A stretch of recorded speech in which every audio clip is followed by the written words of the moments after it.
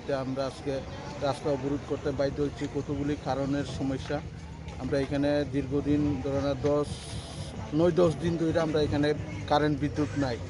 আমরা বিদ্যুৎ দপ্তরে ইলেকট্রিক ডিপার্টমেন্টে কতবার যাই আমরা কথা কওয়া এসে পরে মানে দিচ্ছি করে আমরা এইভাবে হয়রানির শিকার করাইতেছে। সেই কারণে আজকে আমরা রাস্তার পথ অবরোধ করতে বাধ্য হয়েছি। আর যতক্ষণ এই সলিউশন আমাদের সমস্যার সলিউশন হইতো না আমরা অতটুকু আমরা রাস্তা অবরোধ চলবো। কোন দিকে মানে কোনখান থেকে আইছেন আপনারা অবরোধ করতে? আমরা ভীমসবর পাড়া এলাকাবাসীর তরফ থেকে। আচ্ছা, কোন রাস্তা বন্ধ করছেন? এটা সালেমা আমবাসা কচুচড়া রাস্তা, এই 3 মিটার। এখন মানে কি চাইতেছেন আপনারা?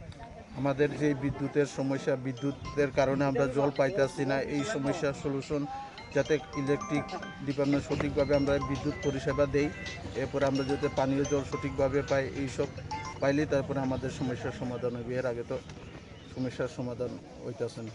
আপনারা দপ্তরে জানাইছেন কিছু? জানানি হয়েছে। কি কইছে তারা? ওই দিচ্ছি কই আমরা মানে পুতুল খেলার মতন খেলায় রাখছে অতদিন ধরে। অনেক সময় আইতাছি কইয়া একদিন 2 দিনই যায় না, এরপর আবার যায়, এইভাবে কইরা সারা বছর এইভাবে আমরা ভুগতাছি। মানে 30 দিনের জায়গা আমরা 15 দিনও পাই না, 10 দিনও মনে হয় সঠিকভাবে বিদ্যুৎ পরিষেবা পাই না।